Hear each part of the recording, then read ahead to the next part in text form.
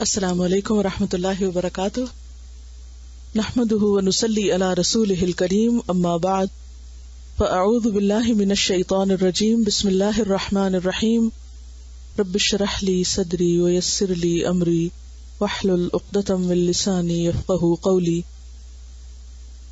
کل کے باب سے متعلق کچھ چیزیں کہ جو آپ نے اپنی زندگی میں ایکسپیرینس کی ہوں یا جب سے آپ یہ اسٹنجینس کے بارے میں پڑھ رہے ہیں تو کوئی ایسی اگزامپل آپ کے سامنے آئی ہو کہ جو ہم جس کو ہائی لائٹ کر سکیں اور پھر ہم اس کو اپنے اندر دیکھیں یا اپنی اصلاح کر سکیں، تو کچھ شیئر کرنا چاہیں گے؟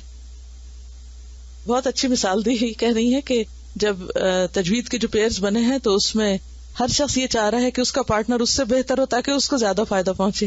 بہت اچھی خواہش ہے اور ایک ہیلدی سائن ہے یہ کہ اچھے دوست اور اچھے ساتھی ملیں تاکہ ہم ان سے زیادہ سے زیادہ سیکھ سکیں۔ لیکن اس کے ساتھ اگر ایسا ناممکن ہو تو پھر کیا ہے کہ ہم فائدہ پہنچانے والے بنے، تو انشاءاللہ جتنا زیادہ ہم دوسروں کو فائدہ پہنچائیں گے اسی اعتبار سے اللہ تعالیٰ ہمارے فائدے کا بھی کوئی بندوبست کر دے گا، ٹھیک ہے؟ تو اس لیے کھلے دل سے ہر ایک کو ایکسپٹ کریں جو بھی اللہ نے آپ کی قسمت میں لکھ دیا، اور ایک دوسرے سے تعاون بھی کریں، کیونکہ آپ بہتر سے بہتر کام اسی وقت کر سکتے ہیں جب آپ ایک دوسرے کے ساتھ تعاون کریں، اور یہ اللہ کا حکم بھی ہے، تعاونوا علی البر والتقوی۔ اور ایسے ہی روزمرہ زندگی کی کوئی مثال لائیں تاکہ ہم ان احادیث پر، ان چیزوں پر عمل کرنا سیکھیں۔ ہم بعض اوقات علم پڑھ لیتے ہیں، وہ باتیں ہمیں سب حدیثیں بھی رٹی ہوئی ہیں، باتیں بھی خوب معلوم ہیں، لیکن جب عمل کی باری آتی ہے ہم بھول جاتے ہیں، کیونکہ ہمیں ان کو مختلف سچویشنز پر اپلائی نہیں کرنا آتا۔ بعض اوقات ایسا ہوتا ہے کہ جیسے پبلک ٹوائلٹس وغیرہ ہوتے ہیں تو ٹوائلٹ رول وہاں ختم ہو جاتا ہے، اور اب ہم سوچتے ہیں کہ ہماری تو ڈیوٹی نہیں ہے، ختم ہو گیا تو کیا ہوا۔ اگر آپ باہر نکلے ہیں اور آپ کو پتا کہ رول رکھے ہوئے ہیں صرف اس لیے کہ وہاں لگانے کے لیے، تو آگے بڑھ کے کوئی نہیں دیکھ رہا، صرف اللہ آپ کو دیکھ رہا ہے، اور نیکی فرشتے آپ کے لکھ لیں گے، کاؤنٹ ہوگی قیامت کے دن وہ بھی۔ کتنی دیر لگے، انسان اپنے آپ دل سے پوچھے کتنے سیکنڈ لگیں گے اس کام میں؟ ہارڈلی 1 منٹ بھی نہیں لگتا رول چینج کرنے میں یا وہاں لگانے میں، یعنی چھوٹے چھوٹے کام جو ہم دوسروں کے لیے فیسیلیٹیٹ کر سکتے ہیں۔ مثلاً آپ کو معلوم ہے کہ کہیں کوئی اچھا لیکچر ہو رہا ہے یا کوئی اچھی کتاب مل رہی ہے یا کوئی اچھی چیز آپ کے علم میں آتی ہے، تو اگر آپ خود نہیں بھی استعمال کر سکتے تو آپ دوسرے کو اطلاع کر دیں، ہو سکتا ہے وہ اس سے فائدہ اٹھا لے۔ مثلاً بعض اوقات گروپ ٹائم میں ہم اپنے کوئی ذاتی مسائل یا کوئی ایک چیز ہمیں نہیں آتی اور باقی کو آتی ہے، اور ہم اس کو لے کے اتنا ڈسکشن شروع کر دیتے ہیں کہ سب کا وقت لے لیتے ہیں، تو اس وقت اگر ہمیں ایسا کوئی مسئلہ درپیش بھی ہے تو یہ سوچ کر صبر کر لیں کہ اچھا اس کے بعد الگ وقت لے لیں گے تاکہ سب کا وقت حرج نہ ہو، تو یہ بھی یؤثرون علی انفسہم ہو جائے گا، یعنی اپنی ذات پر دوسروں کو ترجیح دینا۔ رائٹ کے معاملے میں بخل نہیں ہونا چاہیے۔ کسی نے لکھا ہے کہ کن معاملوں میں ہم عام طور پر دل تنگ کر جاتے۔ السلام علیکم ورحمۃ اللہ۔ جزاک اللہ خیرن for explaining الشح covetousness so well in our Husn Akhlaq class. I have been reflecting on it for the last 2 days whenever I had time, so that I can correct myself. Whenever we hear the word bukhl, the first thing that comes to our mind is a person who is a miser and does not like spending money, or is greedy and likes to have everything for himself. But the stinginess of the heart is something that we ignore. I thought of some of the things that apply to us as students, and we can improve inshallah. When someone asks for help in their schoolwork, or we know they need any kind of help, but feel that we are too busy ourselves and do not have time. When someone needs a ride and we find it a burden. Inshallah, today we will be starting our hifz review. Some of us might be better than our partners, but if we have a big heart and are not stingy, then inshallah we can help and encourage our partners. We should remember that no one is perfect, and the ones who are better will also benefit ajr from Allah subhanahu wa ta'ala, as well as training of our patience. We should also keep in mind that it is the words of Allah that we are memorizing. Those who open their hearts for others, Allah subhanahu wa ta'ala expands their hearts even more, inshallah. یہ ساری چیزیں عبادت میں include ہوتی ہیں، حالانکہ personal traits ہیں لیکن عبادت میں انکلوڈ ہوتے ہیں۔ کیوں؟ کیونکہ یہ پرتو جب کھلتے ہیں اور دل کے گوشے صاف ہوتے ہیں تو ہی وہ ایمان کا نور اندر آتا ہے، تبھی عبادت میں بھی لذت آتی ہے اور صحیح معنوں میں جھکنے کا اللہ کے آگے حق ادا ہوتا ہے. ورنہ تو یہ چھوٹی چھوٹی باتیں ہمیں اس کو در ڈسٹرب رکھتی ہیں، پریشان رکھتی ہیں. کبھی ہم ایک ایشو پہ سوچنے بیٹھ جاتے، کبھی دوسرے پہ، کبھی تیسرے پہ. لہذا نتیجہ کیا ہوتا ہے؟ نماز بھی پڑھ رہے ہیں، قرآن بھی پڑھ رہے ہیں، ذکر بھی پڑھ رہے ہیں اور دل سکون سے خالی ہے، کیونکہ ہم ان چیزوں میں الجھے ہوئے ہیں. یہ شیطان کے جال ہیں، تو ان سب کو کاٹنے کی ضرورت ہے اور ان سے آزاد ہونے کی ضرورت ہے. سورۃ النور آیت 43، یعنی بارش برسنے کا عمل جو یہاں آیت 43 میں بتایا گیا ہے، تو اگر غور کریں تو یہ بہت سی چیزوں کے باہمی تعاون سے ہے. الم تر ان اللہ یزجی سحابا ثم یؤلف بینہ، یعنی جب تک ان کے درمیان تألیف نہیں ہوتی، الفت نہیں ہوتی اور وہ اکٹھے نہیں ہوتے، ثم یجعلہ رکاما، تو اس وقت تک فطر الودق یخرج من خلالہ نہیں ہو سکتا. اکیلی بدلی اڑتی چلی جائے، سارے آسمان پہ بھی گھوم لے، برس نہیں سکتی. عام طور پہ ہم لوگوں میں ٹرینڈ ہوتا ہے نا اکیلے اور خود ہی اور اپنی مرضی سے کام کرنے کا، ہے یہی یا نہیں؟ یونیک ہونے کا، یا اپنی آسانی اور کنوینئنس، یا اپنی سہولت، یا ناموری کی خواہش، یا کچھ بھی. تو اس کا نقصان کیا ہوتا ہے کہ پھر بارش نہیں برس سکتی. بارش برسنے کے لیے بادلوں کا صرف اکٹھا ہونا نہیں، ان میں الفت کا ہونا بہت ضروری ہے. اور الفت کیا ہے کہ ہر ایک اپنا وجود مٹائے، یعنی الفت اس طرح کا جمع ہونا ہے کہ ہر ایک اپنے وجود کی نفی کرے کہ میں کچھ نہیں. جب تک میں باقی ہے نا تو الفت نہیں ہوتی. کیا دو لوگ دوست بن سکتے اگر ہر ایک میں کرتا رہے؟ ہاں، کیا خیال ہے؟ نہیں ہوتا نا. تو اسی طرح دین کا کام کرنے کے لیے بھی جب لوگ اکٹھے ہوتے ہیں تو وجود اور ذاتی فائدوں کی نفی کرنی پڑتی ہے، اور باہم الفت اور اکٹھے ہونے سے وہ فائدہ ہوتا ہے کہ جو بارش کی طرح کا فائدہ ہے. اور جب بارش برستی ہے تو پھر کیا کیا فائدے ہوتے ہیں؟ ہاں، کنویں سے بھی پانی تو نکل آتا ہے، لیکن وہ پانی جو بادلوں سے برستا ہے اس سے پوری فضا صاف ہوتی ہے، اس سے پورا ماحول بدل جاتا ہے نا. السلام علیکم.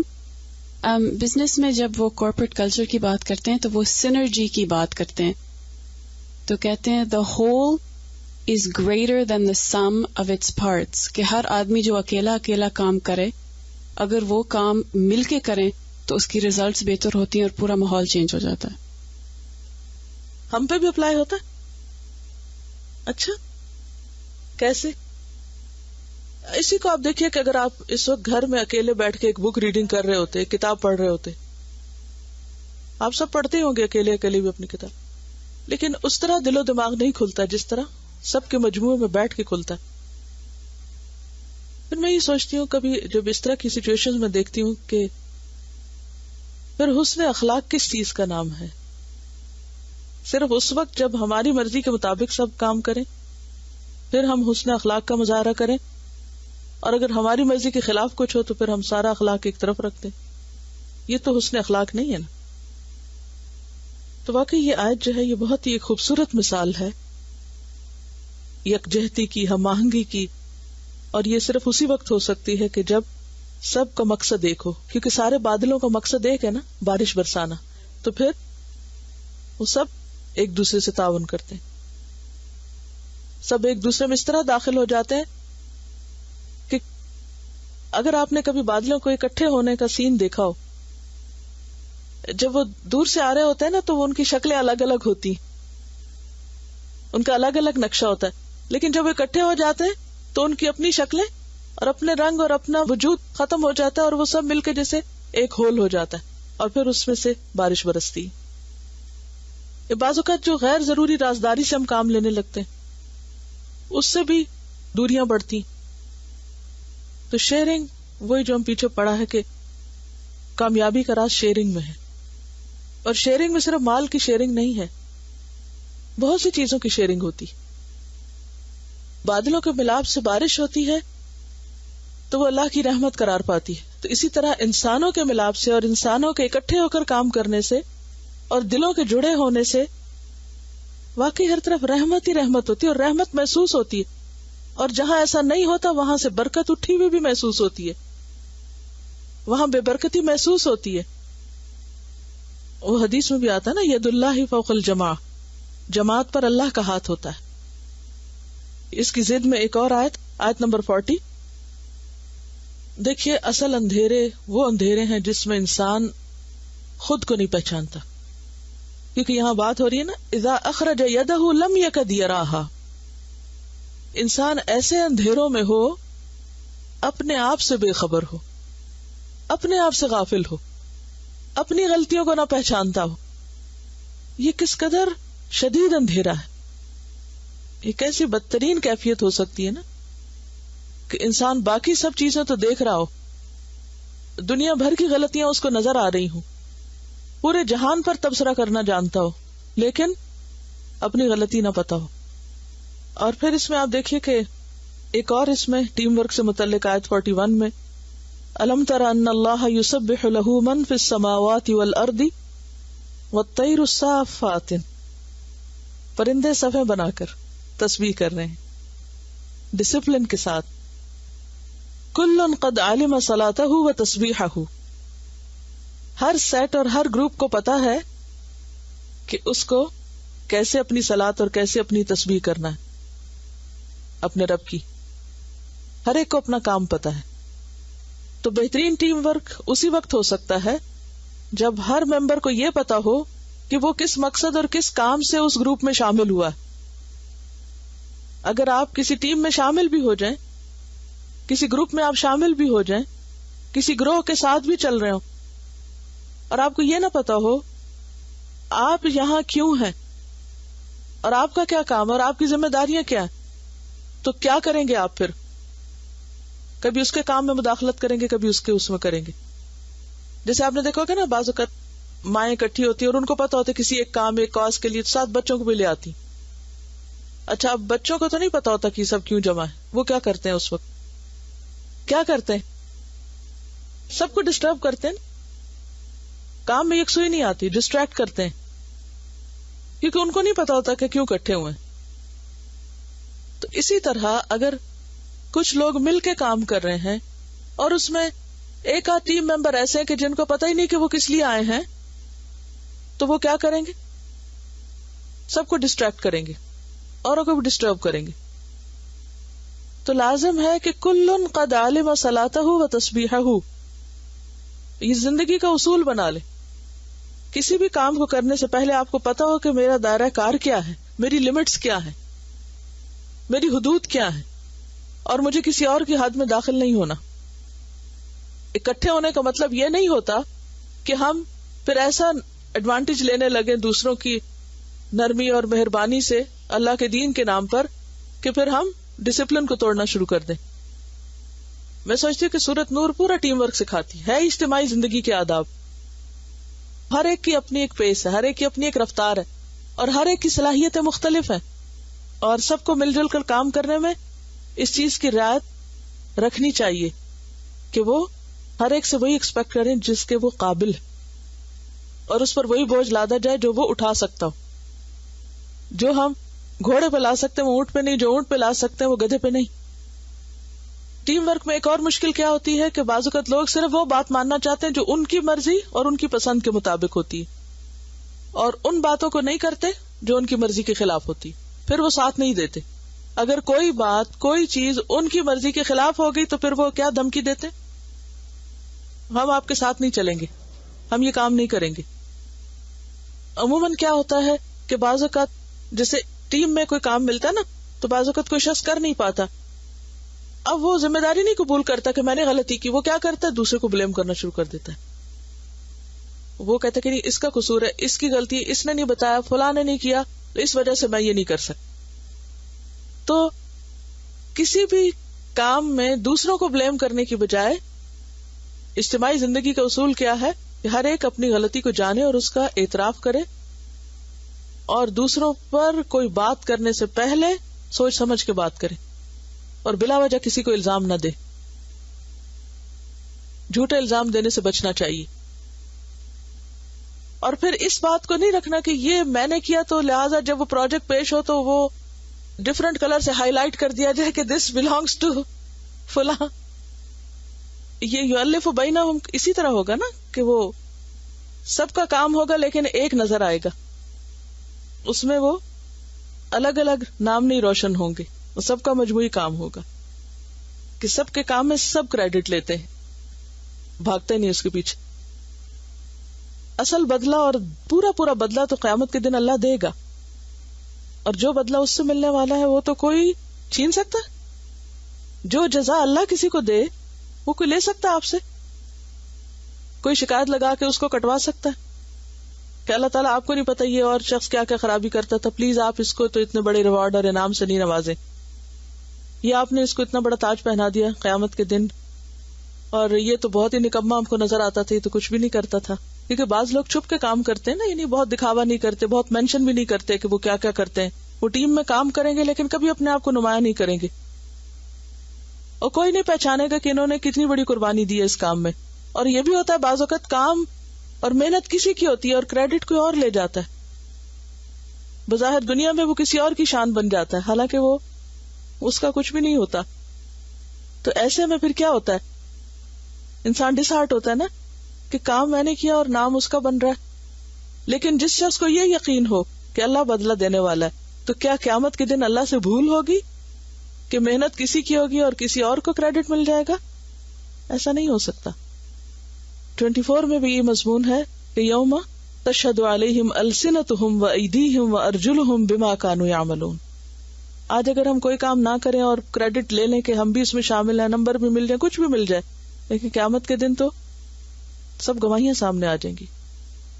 یہ بہت اچھی بات ہم نے کی کہ ہر شخص اپنی ذمہ داری کو اپنا کام سمجھ کے کرے، کیونکہ بہت تکلیف دیتی ہے یہ بات. بعض اوقات لوگ انکانشیسلی بولتے ہیں، کوئی کام کر لیتے ہیں یا ویسے ہی کوئی دعا دیتے ہیں تو کہتے ہیں اللہ تعالیٰ آپ کے کام میں برکت ڈالے. میں سوچتی یا اللہ یہ میرا نہیں، آپ سب کا ہے. کیوں کہتے ہیں یہ میرا ہے؟ یہ تو آپ کا بھی ہے. تو جب بھی کبھی آپ مثلاً کسی ٹیم ورک میں یا کوئی کٹھے مل کے کام کیا، کسی ایک نے لیڈ کیا، دوسروں نے مل کے کام کیا، تو سب کو کریڈٹ جاتا ہے جس نے جو بھی اس میں کی. تو اس میں یہ نہیں کہنا چاہیے کہ آپ کا کام ہے، یہ میرا نہیں ہے، یہ کسی کا نہیں ہے، یہ کس کا؟ ہم سب کا کام ہے. تو اللہ ہمارے اس کام میں برکت ڈالے. یہ زیادہ خوبصورت جملہ ہے. مجھے اس سے بہت خوشی ہوتی ہے جب کوئی کہتا ہے اللہ ہمارے کام میں برکت ڈالے. لیکن اس وقت میں پی جاتی ہوں اس تکلیف کو، ظاہر نہیں کرتی، لیکن اگر کوئی مجھے کہتا نا اللہ آپ کو کامیابی دے اور آپ کا یہ کام ٹھیک ہو جائے، تو میں کہتی ہوں یا اللہ ٹھیک ہے، کوئی ذاتی چیز ہوتی ہے وہ تو ایک الگ ہوتی ہے، مگر یہ ہم سب کا ہے.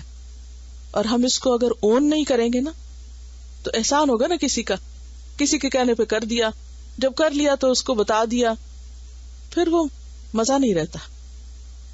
آئی نو وہ ایک خاص محبت اور خلوص میں کہتے ہیں، I don't doubt their sincerity. اور یہ نہیں کہ ہر وقت ہر کوئی غلطی کر رہا تھا، انکانشیسلی میں خود پتہ نہیں کیا کیا غلطیاں کرتی ہوں، لیکن یہ ہے کہ انسان سیکھتا رہتا ہے، ساری زندگی سیکھتا ہے. آیت نمبر 31 وَتُوبُوا إِلَى اللَّهِ جَمِيعًا أَيُّهَا الْمُؤْمِنُونَ. توبوا إِلَى اللَّهِ جَمِيعًا یعنی مل کے توبہ کرو. تو اگر کام ہم الگ الگ کریں گے تو مل کے کہاں سے توبہ کریں گے؟ ٹھیک ہے. اور یہاں جو خوبصورت مثال ہے مومن کی کہ انڈیویجولی مومن کیسا ہوتا ہے، وہ اپنی ذات میں گم نہیں ہوتا. اس کی ذات کیا ہوتی ہے؟ سراپا نور ہوتی ہے. اس کا سینہ ایسے نور سے بھرا ہوا ہوتا ہے کہ جو جہاں بھی بیٹھتا ہے اس نور کو پھیلاتا رہتا ہے. ابھی میں گھر سے آ رہی تھی تو آخری کراسنگ پہ جب ہم مڑے تو ایک شخص کھڑا تھا اور وہ اس طرح دیکھ رہا تھا، اس کے چہرے پہ اتنی پریشانی تھی اور تنہا کھڑا تھا. پتہ نہیں کیا اس کے دل میں ہوگا، کیا ہوگا، کہ میں اپنے آنسو نہیں کنٹرول کر پائی. میں یہی دعا کری تھی کہ یا اللہ ہمیں توفیق دے کہ ہم یہاں تک پہنچ سکیں. پتہ نہیں اس کے دل میں کیا پریشانی ہے کہ جو اس کی شکل کے اوپر اتنی زیادہ چھائی ہوئی ہے کہ خدا جانے وہ کس مصیبت میں ہے. لیکن ہم کیا کر رہے ہیں؟ کچھ نہیں، صرف دعائی کر کے گزر سکتے ہیں. تو جب تک اس کام کو آپ سب تک پہنچانے کے لیے نہیں سوچیں گے، اور اگر کچھ نہ ہو سکے تو صرف دعا ہی کر دیا کریں دوسروں کے لیے، تو ہو سکتا ہے اللہ تعالیٰ کہیں سے موقع نکال دے. اگر آج ہماری زندگی میں نہیں تو ہو سکتا ہے کل اگلی جنریشن، اس سے اگلی جنریشن، معلوم نہیں کون وہاں تک بھی جا پہنچے. مسلمان کیوں نہیں کر پاتے؟ اس لیے کہ کام کرنے والے لوگ اکٹھے ہی نہیں ہوتے. بڑے کام اکیلا کوئی بھی نہیں کر سکتا، ایک آدھ سے نہیں ہوا کرتا. اور ٹیم بنانے سے لوگ کیوں ڈرتے ہیں؟ کوئی جھگڑے فساد ہو جاتے ہیں، نیک مقصد کے لیے اکٹھے ہوتے ہیں اور لڑ جھگڑ کے گھر چلے جاتے ہیں. اور اسی میں ٹیم ورک میں ایک اور اہم نقطہ ہے جو آیت نمبر 62 میں ہے، انما المؤمنون الذین آمنوا باللہ ورسولہ وَإِذَا كَانُوا مَعَهُ عَلَىٰ أَمْرٍ جَامِعٍ لَمْ يَذْهَبُوا حَتَّى يَسْتَأْذِنُوهُ، اجازت کے بغیر چھٹی نہ کرنا. ان الذین یستأذنونک اولئک الذین یؤمنون باللہ ورسولہ فاذا استأذنوک لبعض شأنہم فأذن لمن شئت منہم واستغفر لہم اللہ ان اللہ غفور رحیم.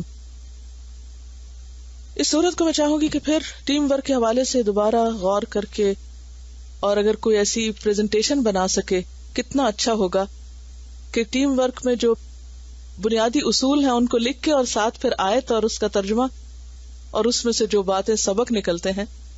کیونکہ پوری آرگنائزیشن قرآن نے ہمیں سکھا دی ہے، لیکن ہم نے کبھی اس نظر سے چیزوں کو دیکھا ہی نہیں اور اس سے وہ اصول نکالے ہی نہیں. تو اگر اس طرح کی کوئی کوشش کریں تو میرے خیال ہے کہ بہت فائدہ مند ہوگی. Team work in the light of سورۃ النور. نور تبھی پھیلتا ہے جب اجتماعی کام ہوتا ہے. سبحانک اللہم و بحمدک نشہد ان لا الہ الا انت نستغفرک و نتوب الیک. السلام علیکم و رحمۃ اللہ وبرکاتہ.